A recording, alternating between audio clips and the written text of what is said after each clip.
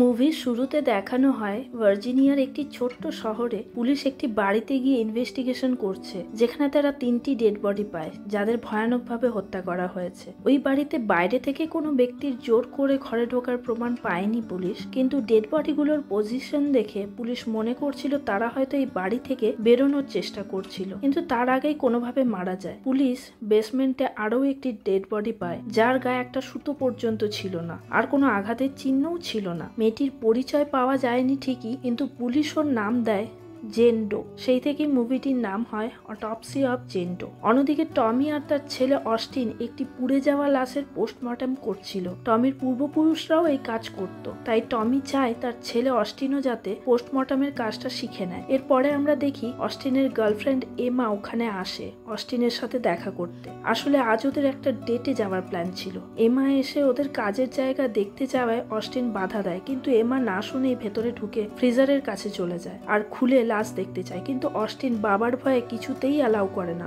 এমাকে। আর তখনই পেছন থেকে টমি মানে অস্টিনের বাবা এমাকে ফ্রিজার খুলে দেখতে বলে। অস্টিন ফ্রিজার থেকে একটি বডি বার করে এমাকে দেখায়, যার মুখ একেবারে ড্যামেজ হয়ে গেছে। এমা দেখে ওই লাশের পায়ে একটি ঘন্টা বাঁধা আছে। টমিকে এর কারণ জিজ্ঞাসা করায় টমি জানায় আগেকার দিনে কোমায় থাকা পেশেন্ট আর মারা যাওয়া বডির মধ্যে পার্থক্য বোঝার জন্য পায়ে এরকম ঘন্টা বাঁধা থাকতো, যাতে একটুও আওয়াজ হলে বুঝতে পারতো সবাই যে মানুষটি বেঁচে আছে। এই ট্র্যাডিশন ফলো করে টমি প্রতিটি লাশের পায়ে ঘন্টা বেঁধে রাখে। এই লাশের চেহারা দেখে এমার অবস্থা খুব খারাপ হয়ে যায়, আর ও তখনই ওখান থেকে অস্টিনের সাথে ডেটে যাওয়ার জন্য বেরোতে থাকে। এই সময় পুলিশ জেন ডোর বডি নিয়ে এসে টমিকে জানায় এই বডির সাথে কোনো পরিচয়পত্র পাওয়া যায়নি, তাই কাল সকালের মধ্যেই অটপসির রিপোর্ট চায়। অস্টিনকে যদিও ওর বাবা ডেটে যাওয়ার জন্য বলে, কিন্তু অস্টিনের মনে খচখচ করতে থাকে, তাই সে এমাকে বলে পরে যাবে। যদিও এমা খুব রেগে যায়, তা দেখে অস্টিন বলে ও তাড়াতাড়ি অটপসি কমপ্লিট করে এমাকে নিয়ে ডেটে যাবে। এমা তাও রেগে থাকে আর যাওয়ার সময় বলে যায়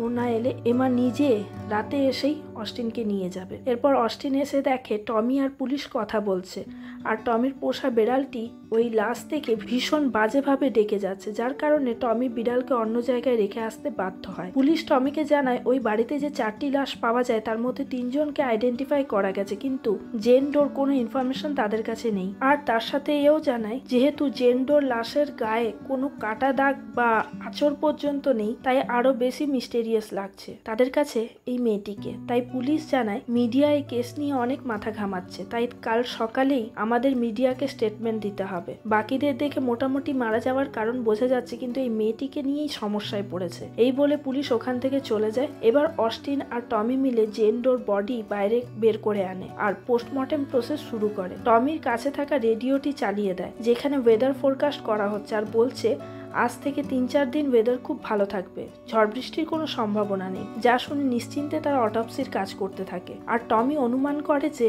জেন ডোর বয়স 26 থেকে 29 বছরের মধ্যে, আর বডিতে কোথাও না তো কোনো আঘাতের চিহ্ন ছিল আর না কোথাও রক্ত বেরোনোর কোনো দাগ, যা খুবই আশ্চর্যজনক। অস্টিন বিভিন্ন অ্যাঙ্গেল থেকে বডির ছবি তুলতে থাকে। এবার যখন ওর চোখ দেখে চমকে যাওয়ার পালা, কারণ ওর চোখ পুরো সাদা হয়ে গেছিল, যা কেউ মারা যাওয়ার অনেক দিন পর হয়। কিন্তু বডি তখনও বেশ সতেজ ছিল, যদিও বডির টেম্পারেচার অন্যান্য লাশের তুলনায় অনেক বেশি ঠান্ডা ছিল, যা মারা যাওয়ার অনেক দিন পর হয়। এসব দেখে শুনে তারা খুব কনফিউজ হয়ে যায়। আরেকটা জিনিস অস্টিন লক্ষ্য করে, জেনের কোমর শরীরের তুলনায় অনেক বেশি সরু, যা একেবারেই মানানসই না, যা দেখে টমি বলে হয়তো জেনের স্ট্রাকচারই ওই রকম। টমি বাইরের থেকে পরীক্ষা করতে করতে দেখে জেনের হাতের কবজি আর পায়ের গোড়ালির সমস্ত হাড় একেবারে গুঁড়িয়ে দেওয়া হয়েছে, যদিও বাইরে থেকে আঘাতের কোনো চিহ্ন নেই। আরও অবাক করা ব্যাপার, হাত পায়ের নখে আর চুলে এক ধরনের মাটি পায়, যা সাধারণত অনেক আগে ইংল্যান্ডে পাওয়া যেত, যাকে পিট বলা হয়। এই পিট আগেকার মানুষেরা জ্বালানির কাজে ব্যবহার করত, কিন্তু জেনের কাছে এই মাটি কি করে এলো সেটাই আশ্চর্যের। এরপর তারা আরো ইনভেস্টিগেশন করতে থাকলে দেখে বাইরে আঘাতের চিহ্ন না থাকলেও জেনের জিভ কেউ নৃশংসতার সাথে কেটে দিয়েছে, আর তার একটা দাঁতও মিসিং। গলা থেকে একটা সুতোও পাওয়া যায়। এইসব দেখে টমি বলে কিছু বছর আগে 2 জন মেয়ের শরীরে এরকম চোট দেখেছিলাম, যাদের জোর করে প্রস্টিটিউট বানানোর জন্য হাত পা একসাথে বেঁধে জিভ কেটে ফেলে রেখে দিয়েছিল। এর ক্ষেত্রেও হয়তো তাই। এই সময় জেনের নাকের থেকে হঠাৎই রক্ত বেরোতে শুরু করে, আর একটা মাছি বেরিয়ে আসে। এরপর টমি জেনের গোপনাঙ্গে দেখে অসংখ্য ঘা, যা দেখে ওরা কোনো সিদ্ধান্তে পৌঁছতে পারে না। আর ভেতরের বডি ইনভেস্টিগেশন করার জন্য কাটতে যাবেই সেই সময় বাইরের আবহাওয়া হঠাৎ খারাপ হতে শুরু করে আর রেডিওতে বাজতে শুরু করে open up the heart and let the sunshine in. জেনের কোমর দেখে টমি বলে জন্মগতভাবে কোমর এরকম তা তো মনে হচ্ছে না, বহুদিন কর্সেট পরে থাকলে এরকম একটা শেপ আসতে পারে। এখানে কর্সেট বলতে এক ধরনের পোশাক যা আগেকার দিনে ব্রিটিশ মহিলারা পরতেন। সেক্ষেত্রে অস্টিন বলে কর্সেট ফ্যাশন তো অনেক আগের ছিল, এখন তো সেই কর্সেট কেউ পরে না, যা টমিকে ভাবায়। এরপর টমি বডি কাটার জন্য জেনের মাথা একটি ব্লকের ওপর রেখে দেয় আর সামনের দিকে কাটতে শুরু করলে বাইরের আবহাওয়া আরও খারাপ হতে থাকে আর ভীষণ জোরে জোরে বাজ পড়ে। সামনে কাটার সাথে সাথেই জেনের শরীর থেকে তাজা রক্ত বেরোতে শুরু করে, যা দেখে টমি ও অস্টিন অবাক হয়ে যায়, কারণ এরকম রক্ত কোনো জীবন্ত মানুষের শরীর থেকেই বেরোনো সম্ভব। আবার জেনের ফুসফুস বের করে এনে দেখে তাকে যেন কেউ জ্বালিয়ে দিয়েছে, অথচ বাইরে থেকে পোড়ার কোনো চিহ্ন নেই। এরপর টমি জেনের হার্ট বের করে দেখে ওখানে কেউ ছুরি দিয়ে কেটে রেখেছে। খালি ওখানে না, সমস্ত ভেতরের অঙ্গেই এরকম কাটা দাগ আছে, যা খুবই আশ্চর্যের, কারণ বাইরে থেকে তাকে কেউ না কেটে ভেতরের কোনো অংশ কিভাবে কাটতে পারে। এই ব্যাপারে তারা আলোচনা করতে শুরু করে। ঠিক সেই সময় একটা অদ্ভুত আওয়াজ আসতে শুরু করে, যা শুনতে পেয়ে অস্টিন আওয়াজটির উৎস দেখতে বাইরে বেরিয়ে আসে। সেখানে একটি আয়নাতে দেখে ওর পেছনে একজন কেউ দাঁড়িয়ে আছে। যখনই সে পেছন ফিরে দেখে কেউ থাকে না। অন্যদিকে টমি জেনের ইন্টেস্টাইনে একটি সুতোর মতো জিনিস দেখতে পায়, কিন্তু যখনই কাটতে যাবে তখনই জেনের বডির একটি হাড় তার হাতে লেগে কেটে যায়। এরই মধ্যে অস্টিন বুঝতে পারে আওয়াজটা স্টোর রুমের ভেন্টিলেশন থেকে আসছে, আর যেই মাত্র উঠে দেখতে যাবে তখনই ভেন্টিলেশনের থেকে কিছু একটা ওর গায়ের ওপর এসে পড়ে আর ও ভয়ে উল্টে পড়ে যায়। এই সময় টমি এসে যাওয়ায় অস্টিন সাহস ফিরে পায়।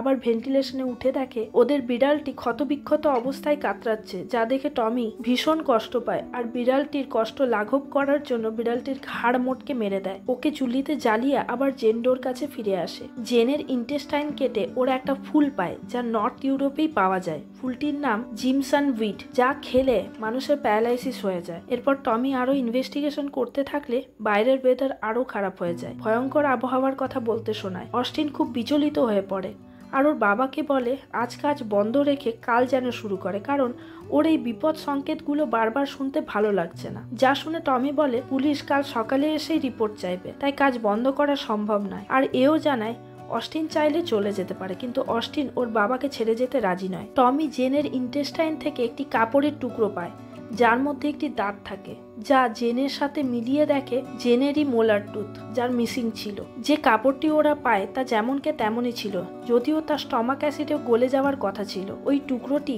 পরীক্ষা করে দেখে তাতে রোমান নাম্বার কিছু লেখা আছে আর কোনো রিচুয়ালের ছবি দেওয়া আছে। জেনের গলাতে যে সুতো পাওয়া যায় তা এই কাপড়টিরই। ওরা জেনের শরীরের পরীক্ষা করে যা যা বুঝতে পারে তা হলো, প্রথমে জেনের হাত পা বেঁধে ওর জিভকে কেটে দেয় কেউ, যাতে ও চিৎকার করতে না পারে। তারপর উইলসন উইড নামের ফুলটি জোর করে খাইয়ে দেওয়া হয়। তারপর ওর দাঁত ভেঙে কাপড়ে বেঁধে ওর মুখে ঢুকিয়ে দেওয়া হয়। তারপরও মন না ভরলে ভেতরের সব অঙ্গ কেটে জ্বালিয়ে দেয়। যদিও এই সিদ্ধান্ত জেনের শরীরের ওপরের দিক দেখলে নেওয়া সম্ভব নয়। এরই মধ্যে রেডিওতে ওয়েদার ফোরকাস্ট করে আবারও বলে শহরে বন্যা হওয়ার সম্ভাবনা দেখা দিয়েছে। সাথে রিপোর্টারের গলা চেঞ্জ করে বলে যে তোমরা কেউ আজ রাতে বেরিয়ে বিপদে পড়তে চাইবে না, আর যারা বেরিয়ে পড়েছো তারা আর ফিরতে পারবে না। এইসব শুনে অস্টিন এখন পুরোপুরি শিওর হয়ে যায় যে এসব কথা রেডিওতে ওদের সাবধান হওয়ার জন্য বলছে। তাই সে বাবাকে বলে যত তাড়াতাড়ি সম্ভব এই জায়গা ছেড়ে ওদের চলে যাওয়া উচিত। কিন্তু টমি ওর কথায় পাত্তা না দিয়ে বলে তুমি আমাকে জেনের চামড়া তুলে পরীক্ষা করতে সাহায্য করো। অস্টিন বাধ্য হয় ওর বাবার কথা শুনতে, আর জেনের চামড়া তুলে দেখে কাপড়ের মতো চামড়ার ভেতরেও ওরকম চিহ্ন আঁকা আছে, যা দেখে ওদের মাথা ঘুরতে শুরু করে। তখনই ওই রুমের একটা একটা করে টিউব ফাটতে শুরু করে। পুরো ঘর অন্ধকার হয়ে গেলে অস্টিন ওর কাছে থাকা টর্চ জ্বালিয়ে দেখে ওই ঘরে ফ্রিজারে যত লাশ ছিল সব গায়েব হয়ে গেছে। যা দেখে ভয় পেয়ে টমিকে বলে যত তাড়াতাড়ি সম্ভব এখান থেকে পালাও। ওরা বেরোতে গিয়ে দেখে কারেন্ট চলে যাওয়ায় জেনারেটরের কারণে ওখানে আলো তো হয়ে গেছে, কিন্তু লিফট কাজ করা বন্ধ করে দিয়েছে। বাধ্য হয়ে ওরা বাইরের যাওয়ার গুপ্ত জায়গা থেকে বেরোতে যাবে, তখন ওখানে দেখে গাছ পড়ে গেছে, যা দুজনে মিলেও খুলতে পারছে না। অস্টিন পুলিশকে ফোন করার চেষ্টা করতে থাকে, কিন্তু নেটওয়ার্ক থাকে না। তাই ওরা ঠিক করে টমির অফিস ঘরের ল্যান্ডফোন থেকে ফোন করবে। ওরা নিচে এসে অফিস রুমে যাওয়ার সময় বুঝতে পারে ওদের দিকে কেউ একটা আসছে, যা খুবই ভয়ঙ্কর। তাই দৌড়ে ওরা অফিসের রুমে ঢুকে পড়ে, দরজা বন্ধ করে দেয়। আর টমি পুলিশকে ফোন করতে থাকে। ফোন তো লাগে, কিন্তু কিছুই শুনতে পায় না সে। অস্টিন এবার বুঝতে পারে এসব জেনের জন্যই শুরু হয়েছে। আগে তো সব নর্মাল ছিল, ও আসার পরেই যত কাটাছেড়া করা হয়েছে তত ওদের বিপদ বেড়েছে। যদিও টমি একথা বিশ্বাস করতে প্রস্তুত নয়। এরপর বাইরে একটি পায়ের আওয়াজ শুনতে পায়, যার পায়ে ঘন্টা বাঁধা আছে, যেটা ওদের দরজার সামনে এসে থেমে যায়। অস্টিন নিচে দেখে ওটা ওই ঘন্টা বাঁধা পা, যে খুব জোরে জোরে দরজায় ধাক্কা মারতে থাকে। আর ওরা দরজা আলমারি দিয়ে আটকে দাঁড়িয়ে থাকে, যা কিছুক্ষণ পর শান্ত হয়। টমির হাতে যেখানে কেটে গিয়েছিল ওখান থেকে রক্ত বেরোতে শুরু করে। সে ওয়াশরুমে ধুতে গেলে পর্দার পেছনে কিছু একটা আওয়াজ হয়। বাইরে থেকে অস্টিন বুঝতে পারে ওখানে কিছু একটা আছে, তাই বাবাকে বারণ করতেই যাবে, কিন্তু টমি পর্দা সরিয়ে দেখে কিছুই নেই। তারপরেই ওই অশরীরী টমির ওপর আক্রমণ করে আর ওয়াশরুমের দরজা বন্ধ হয়ে যায়। ওই অশরীরী টমিকে মারতে শুরু করে। অস্টিন কোনো রকমে দরজা খুলে দেখে টমির ভীষণ চোট লেগেছিল। তাকে বাইরে এনে ওষুধ লাগায় আর তাকে একটু নর্মাল করে। এবার টমি বুঝতে পারে এসব জেনই করছে। তাই এরপর টমি ও অস্টিন জেনের কাছে যায়। দেখে যেসব অঙ্গগুলো পরীক্ষা করার জন্য ওরা বের করেছিল সেগুলো পুরো পচে গেছিল, কিন্তু জেনের শরীরটা তখনও তরতাজা ছিল। মনে হচ্ছিল ওর বাইরের শরীরটাই ভেতরের সবকিছুকে নর্মাল রাখছে। এরপর ওরা জেনকে তাড়াতাড়ি চুল্লিতে পোড়ানোর ব্যবস্থা করতে শুরু করে, কিন্তু কিছু করার আগেই নিজের থেকে ওই রুমের দরজা বন্ধ হয়ে যায়। তা দেখে অস্টিন একটা কুড়ুল নিয়ে দরজাটাকে ভাঙতে শুরু করলে দেখে বাইরে একজন ভয়ানক মহিলা দাঁড়িয়ে আছে, যার লাশ আগে ফ্রিজারে ছিল। এরপর তারা আর চুল্লিতে যাওয়ার সুযোগ পায় না, তাই ওখানেই জেনের গায়ে আগুন দিয়ে দেয়। কিন্তু আশ্চর্য ব্যাপার, জেন বাদ দিয়ে সবকিছু পুড়ে যায়। ওদের জেনকে নিয়ে সমস্ত রিসার্চের ফটো সব পুড়ে ছাই হয়ে যায়, কিন্তু জেন তখনও পড়ে না। তাই টমি জল দিয়ে সব আগুন নিভিয়ে দেয় আর দেখে জেনের শরীর সমস্ত আগুন শুষে নিচ্ছে, কিন্তু গায়ে কোনো পোড়ার দাগ পর্যন্ত নেই। এই সময় হঠাৎ কারেন্ট চলে আসায় সমস্ত লাইট জ্বলে যায় আর লিফট নিচে আসার শব্দ শুনতে পায় তারা। তাই টমি আর অস্টিন আর কোনো কিছু না ভেবে কুড়ুল হাতে দৌড় লাগায় আর লিফটের সামনে এসে দেখে লিফট এসে বন্ধ হয়ে আবার ওপরে চলে গেছে। তাই আবার লিফট নিচে আনার বোতাম প্রেস করতে থাকে। এরই মধ্যে দেখে ওদের দিকে ওই মুখ থুবড়ে পড়ে যাওয়া লাশটি একদম কাছে চলে এসেছে। তখনই লিফট খুলে যায় আর টমি অস্টিন লিফটে উঠে গেট লাগাতেই যাবে, তখনই আবার কারেন্ট চলে যায় আর লিফট বন্ধ হয়ে যায়। এর মধ্যে লাশটি একদম লিফটের কাছে চলে আসে। তাই টমি নিজেদের বাঁচাতে ওই লাশের মাথায় কুড়ুল মারে, কিন্তু যে আওয়াজ ওরা শুনতে পায় তা খুবই পরিচিত। তা অস্টিন লিফট থেকে বেরিয়ে দেখে এ তো এমা। এমাকে এইভাবে কষ্ট পেতে দেখে অস্টিন কাঁদতে শুরু করে। এমা মারা যায়। এরপর টমি আর অস্টিন লিফটে এসে বসে। তখন অস্টিন বলতে শুরু করে যে নিজের সুপারন্যাচারাল পাওয়ার দিয়ে আমাদের মনের ভ্রম তৈরি করে এমাকে মারা করিয়েছে। আচ্ছা, জেন কেন ওদের বাঁচিয়ে রেখেছে? ও তো ওর পাওয়ার দিয়ে অনেক আগেই ওদের মেরে ফেলতে পারত। অস্টিনের মনে পড়ে জেনের শরীরে কাটার আগে অনেকবার ইনডিরেক্ট ওয়ার্নিং দিয়েছিল রেডিওর সাহায্যে, যা ওরা ধরতে পারেনি। তাই এখন ওরা ডিসাইড ওরা এবার অটোপসিটা কমপ্লিট করবে। হয়তো এর কারণে ওদের জীবন বেঁচে যেতে পারে। তাই তারা আবার অটোপসি রুমে চলে আসে। এরপর এসে দেখে জেনের ব্রেনটা শুধু চেক করা বাকি আছে। তাই টমি ওর খুলি সরিয়ে ভেতরে ব্রেনটা দেখে আর ব্রেনের একটা অংশ নিয়ে অস্টিন মাইক্রোস্কোপে দেখে জেনের ব্রেন তখনও কাজ করছে। তার মানে জেন এখনও বেঁচে আছে। কিন্তু তা কি করে সম্ভব? ওর শরীরের সমস্ত অঙ্গ তো বের করা হয়ে গেছে, তাও কেন ওর ব্রেন এখনও কাজ করছে? টমি বলে ওর ব্রেন এখনও অ্যাক্টিভ থাকায় ওর শরীরের সাথে আমরা যা যা করেছি তাও ফিল করতে পারছে। যা শুনে ওদের হাত পা ঠান্ডা হয়ে আসে আর ওরা চিন্তা করতে থাকে। সেই সময় জেনের পেটে পাওয়া কাপড়ের টুকরোটি অস্টিন ভাঁজ করে দেখে ওই রোমান নাম্বারগুলো মিলে একটি ওয়ার্ড তৈরি হয়েছে, লেভিটিকাস 20:27, যা দেখে টমি বাইবেল বের করে ওই লেভিটিকাস 20:27 চ্যাপ্টার খোলে আর দেখে ওখানে লেখা আছে যেসব মেয়েরা শয়তানদের সাথে যোগাযোগ করার চেষ্টা করবে তাদেরকে যেভাবেই হোক শেষ করে দিতে হবে, না হলে সে উইচে পরিণত হবে। ওই কাপড়ের টুকরোয় একটা শালও পায় 1693। তখন টমি বলে 1693 সালে ইংল্যান্ডে প্রচুর মেয়েদের ডাইনি অপবাদ দিয়ে কষ্ট দিয়ে মারা হতে থাকে, যা সালেম উইচ ট্রায়াল নামে পরিচিত। যা পরবর্তীকালে অনুসন্ধান করে জানা যায় যে যেসব মহিলারা মানসিকভাবে অসুস্থ ছিল তাদেরকেই ওইভাবে ডাইনি বানিয়ে হত্যা করা হতে থাকে। এইবার টমি বুঝতে পারে জেনকে ওই সময় ডাইনি অপবাদ দিয়ে ওইভাবে কষ্ট দিয়ে মারা হয়, যার ফলে সে সত্যিই একজন উইচে পরিণত হয়। অস্টিন জানতে চায় জেন ওদের পেছনে কেন পড়ে আছে।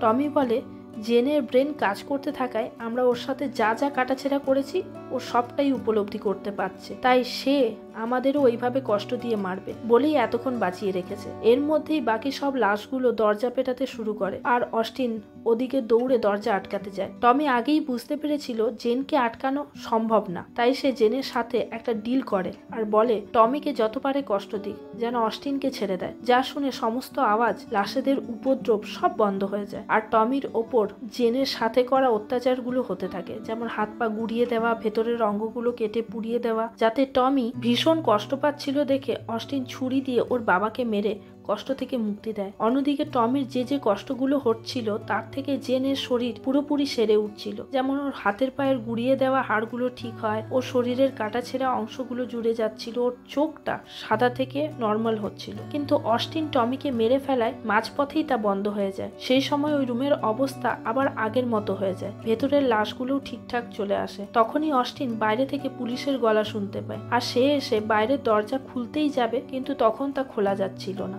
তখন বাইরে থেকে আবার সেই গানটি শোনা যায়, open up your heart and let the sunshine in. এই সময় অস্টিন বুঝতে পারে কোনো পুলিশ ওকে উদ্ধার করতে আসেনি, এটা জেনেরই চাল। টমিকে মেরে দেওয়ায় জেনের ঠিক হওয়ার রাস্তা বন্ধ হয়ে যায়, তাই এবার ওর টার্গেট অস্টিন। তখনই অস্টিন সব লাশের পায়ে বেঁধে থাকা ঘন্টাগুলোর আওয়াজ শুনতে পায়। পেছনে মুড়তেই যাবে, টমিকে দেখে ও ছাদ থেকে পড়ে মারা যায়। পরের দিন সকালে পুলিশ এসে আবার সবাইকে মরে পড়ে থাকতে দেখে বুঝতে পারে জেনের বডিতে কোনো প্রবলেম আছে, তাই ওকে ভার্জিনিয়ার মর্গে পাঠানোর ব্যবস্থা করে। এরপর দেখায় যে গাড়িতে করে জেনকে নিয়ে যাওয়া হচ্ছিল সেই গাড়ির রেডিওতে হঠাৎ বাজতে শুরু করে open up your heart and let the sunshine in, আর জেনের পা হঠাৎ করে নড়ে ওঠে। এইভাবেই মুভিটি এখানে শেষ হয়।